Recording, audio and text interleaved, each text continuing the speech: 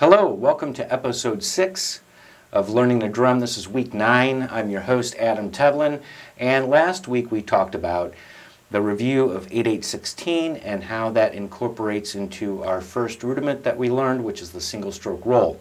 So hopefully by now you're really trying to get used to alternating those hands and seeing how that free stroke can be applied to your single stroke roll. I did mention one thing though, that there were different ways to practice the single stroke roll, and aside from the open closed open method, we used the metronome, and I said start at a slow tempo. So there's a couple of other ways that you can practice the single stroke roll, and one way is to practice it on a pillow. That's right. Now why would I say practice on a pillow? Well, what that does to you is it allows you to work twice as hard in half the amount of time. So your muscles will actually get stronger in a quicker amount of time working on the pillow. They're not free strokes. They're going to be all controlled strokes. However, it's moving these muscles. And what muscles are we trying to strengthen up?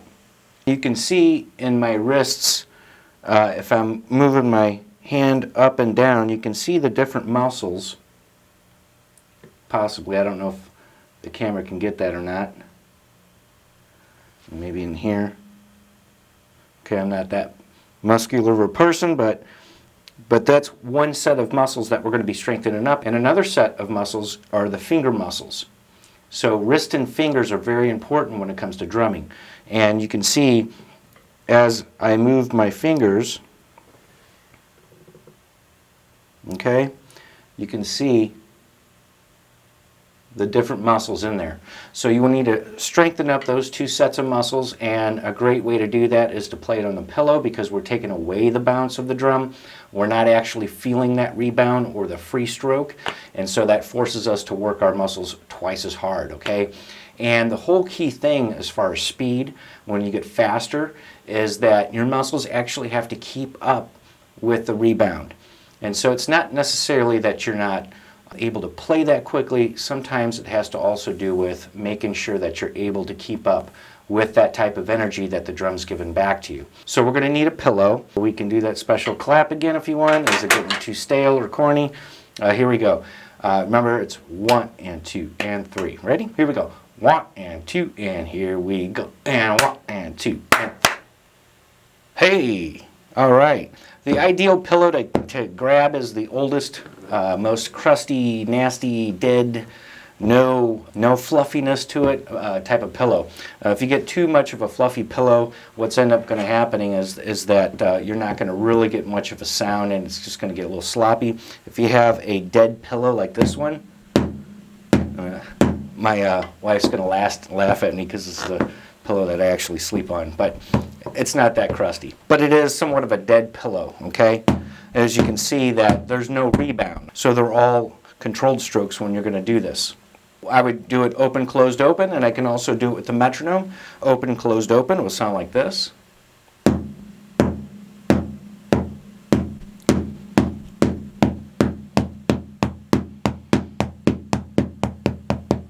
Notice how my fingers are starting to take over?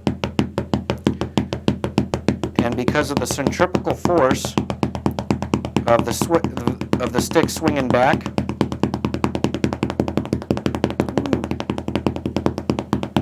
allows me to use the fingers. Now ideally when you're playing this on your own, open, closed, open, is you want to try to hold that fast point as long as you can without breaking up or anything like that. That was my mistake for not showing you this last week, but we were a little pressed for time because I wanted to get through the first pages of the book there. And another thing, of course, is you can do it with the metronome. Remember, start at a slow tempo and then just work your way up. I'm going to make sure I have my 16th notes going on. And I'm just going to try to reach for the stars with my sticks. And the reason why is I want to make sure I get all of those muscles strengthened. Let's stop right there. When you're doing workouts, as you can tell, I really don't work out too much. But for those who do they kind of just lift like this, or do they go all the way up and all the way down? Right, yeah, all the way up and all the way down. Same thing when you're working out, and you're like, that's why at 8/8/16 we're in a full position. It's all the way up. So I want to be as high as I can without using my arms. It's only wrist and fingers, and because of the centripetal force of me doing that upstroke, it pushes my back 3 fingers open, and now I'm able to come down with the next stroke. So you still can do the movements of a free stroke, but it's actually something that you're totally putting all the work into it. And of course, that's going to help you work twice as hard in half the amount of time. Now, like I said, with the metronome, we were at 60. Do you folks want to try it at 70? You folks can do 65 on your own, but here's 70. 1, 2, here we go, and up. And just try to get it as consistent as possible. Each note is the same. Each stick height is the same. You become one with a metronome. Okay? All right, so let's try 80. Here we go, E and a.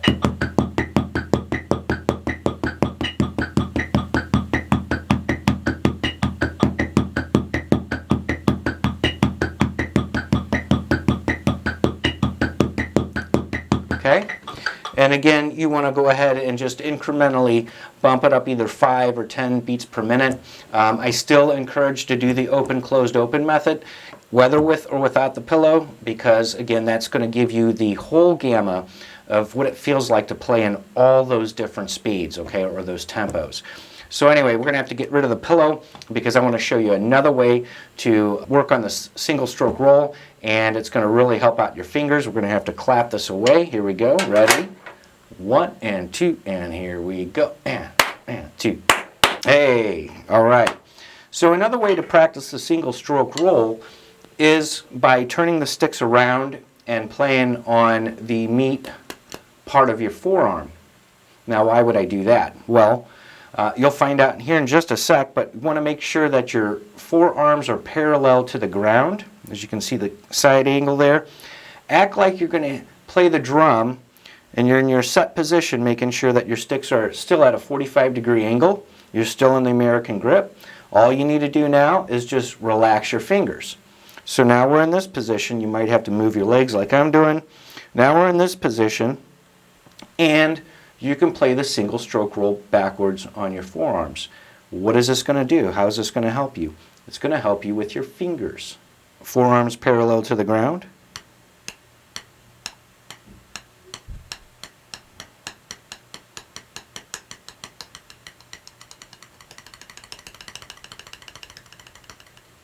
Oops.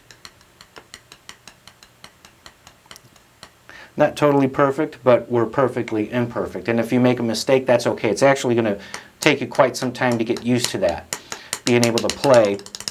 But you can see how that can really help out working out your fingers. And you can also do this with a metronome as well, turn the sticks around. I'll tell you one thing is, I'll walk around like before a gig, or which is a performance that I'll play in, okay, those who don't know what a gig is, and then also maybe around the house or whatever, and I'll just take the sticks and just play on the back of my forearms walking around. And that's just one way of practicing the single stroke roll. We're going to learn that we can use other rudiments too in its place. For right now, we're going to stick with that. And I said that we were going to learn an exercise last week that would control or help us control the downstrokes or controlled strokes, as well as the taps. We're going to skip that until next week because I want to make sure that we're going to get a full understanding of study number 1. We're going to be doing whole notes and rests, half notes and rests, and quarter notes and rests. Very simple and plain. And I think you folks will get the hang of this, and I want you to play along with me. We're going to be, of course, having the music up on the screen for those who don't or cannot afford the book. That's fine. But if you have the book, thank you for your support. This helps continue this learning program. With that said, if we're on page 11, make sure you're on page 11. We're going to talk about the difference between these notes, and I think you're going to understand a little bit better, based on the knowledge that you've already learned last week, right? If you note up here, a whole note is 4 beats of duration, and a half note is a half beat. It's just basically reminding us that, you know, the whole note's going to get 4 beats, the half note's going to get 2 beats, right? And to differentiate between the half and the whole rest, we talked about last week on the half rest sits on top of the line. It's not as strong, it doesn't have as much beat or value as the whole note, which is 4 beats, you know, so the whole note rest can hang from the line. Here we go. I would recommend, of course, whenever you're playing music, and yay, this is going to be the first time playing music, so hopefully you folks are excited just as much as I am, but to do it with a metronome, I want to make sure that I'm going to play in time, and like I said, the metronome is going to start becoming our best friend. So on exercise number 1, notice at the beginning of the music, we have our time signature. Notice at the end of that exercise 1, we have a repeat symbol. That's the repeat symbol number 2 that we learned about last week. So we're going to repeat that whole phrase again, but leading with the left instead of the right.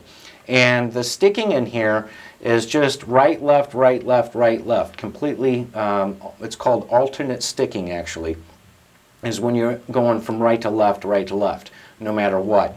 So the next time you play this, of course, you want to play it on the left hand, leading with the left. And you can kind of see, though, when we go ahead and start playing this, that it's about waiting to play the next note, right? So let's try this. It's going to be at 100 beats per minute. 1, 2, number 1, and play. And 1, 2, 3, 4. 2, 2, 3, 4. 1, 2, 3, 4. 1, 2. Now left and left. 2, 3, 4. You're right. 2, 3, 4. Rest. 2, 3, 4, left, 2, 3, 4. Okay, very good. So hopefully you got the concept of that. Another thing also is, what kind of strokes do I need to do, Adam? It looked like you were doing controlled strokes or down strokes for all those notes. It's fine. Either way is fine. You could do free stroke, 1, 2, you know, or down strokes. Either way is fine. I think most educators prefer you to do the free strokes because they still want you to learn that rebounding. Learning rebound is going to be very hard for some people, and that's why we had those special sticks, the hinge sticks, okay? So as we're going to get going into some of the other rudiments that require rebound, you're going to see kind of like maybe some of those pain points that a lot of other people have. So either way is fine. So we're going to do number 2 now. You're going to see that we have half notes and half rests. You can notice that the half rests is sitting on top of the line instead of hanging from the line on exercise number 1. But number 2, let's go ahead and give it a try. Remember, we're going to repeat. Make sure you count. Notice how I'm counting? We're going to talk about that in just a sec. Here we go. 1, 2, here we go. 1, 2, 3, 4. 1, 2, 3, 4. 1, 2, 3, 4. 1, 2, 3, 4. Left. 1, 2, 3, 4. 1, 2, 3, 4. 1, 2, 3, 4. 1, 2, 3, 4. So that wasn't too bad. Now if you can't get it at that speed with me, I of course slow the metronome down so you can get it. But the important thing is to count. Notice how it's counting every beat. And quarter notes are counted 1, 2, 3, 4 as we learned. We're going to get into quarter notes now, so make sure you count along with me. And also make sure that you understand that playing the rests are just as important as playing the notes themselves. Here we go for number 3. I'm going to slow it down now to 80. Okay, this is going to be a little trickier for you folks, so down to 80. 1, 2, number 3, and play. 1, 2, 3, 4, 1, 2, 3, 4, 1, 2, 3, 4, 1, 2, 3 for the left, and 1, 2, 3, 4, 1, 2, 3, 4, 1, 2, 3, 4, 1, 2, 3, 4. How did that feel for you? Okay, so let's keep moving on. This exercise in number 3, we had the rest on beat 2. Can you folks guess where the rest is going to come on in number 4? That's right. Okay, so let's do number 4. And as a matter of fact, we can see on number 5, the rest is on 1. On 6, the rest is on 4. On 7, we'll play in the entire measure of quarter notes. And then, of course, on the last one, on number 8, we're playing on beats 2 and 4 and resting on 1 and 3. All right, here we go for number 4. 1, 2, here we go. 1, 2, 3, 4, 1, 2, 3, 4, 1, 2, 3, 4, 1, 2, 3 for the left, and 1, 2, 3, 4, 1, 2, 3, 4, 1, 2, 3, 4, 1, 2, 3, 4. So here's number 5. 2, here we go. 1, 2, 3, 4. 1, 2, 3, 4. 1, 2, 3, 4. 1, 2, 3, 4. Left. 2, 3, 4. 1, 2, 3, 4. 1, 2, 3, 4. Let's keep going. Right, left. Run over 6. Right, left, 3, 4. Left, right, 3, 4. 1, 2, 3, 4. 1, 2. Now for the left, and 1, 2, 3, 4. Right, left, right, 4. Left, right, left, 4. 1, 2, 3, 4. 7. 1, 2, 3, 4. 1, 2, 3, 4. 1, 2. Here we go for the switch. 1, 2, 3, left. 1, 2, 3, 4. 1, 2, 3, 4. 1, 2, 3, 4. 1. Number 8. Ready, go. 1, 2, 3, 4. 1, 2, 3, 4. 1, 2, 3, 4. 1, 2, 3, 4. 1, 2, 3, 4. 1, 2, 3, 4. 1, 2, 3, 4. Last time. 1, 2, 3, 4. Okay. How was that? That was all at 80 beats per minute, 5 through 8 nonstop. If you can't do that, or if you got lost, that's okay. On your own time, remember when you're practicing is, number 1, to be deliberate about it. Figure out what's really making that mistake happen. Okay, slow it down. Make sure you're taking it at your pace, because I tell you, what's more frustrating than not getting something is actually inhibiting you from learning it. Remember to relax, remember to be your own best teacher, and you'll be just doing fine. Now coming up after that, we're going to go into study number 2 next week, so we get to play with eighth notes. If you want to move further ahead, you're more than welcome to. When you're practicing, I like to do a warm-up before I actually do the reading portion.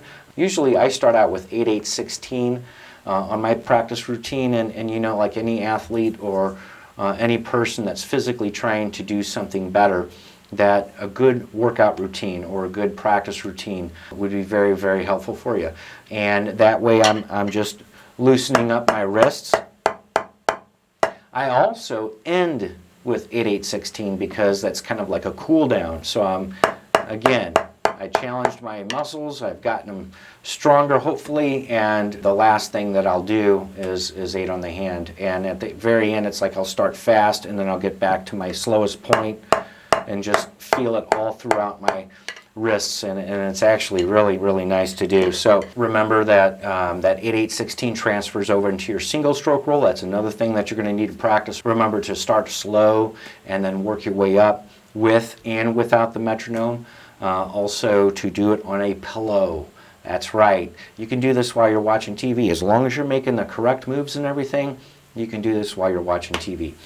I don't recommend it, but hey, it's something to do. My name is Adam Tevlin. Thank you so much for joining me. If you are joining us for the first time, make sure you go back to episode 1 and watch all those episodes. There's so many goodies in there. And until then, I'll see you next week. And always remember to keep swinging those sticks.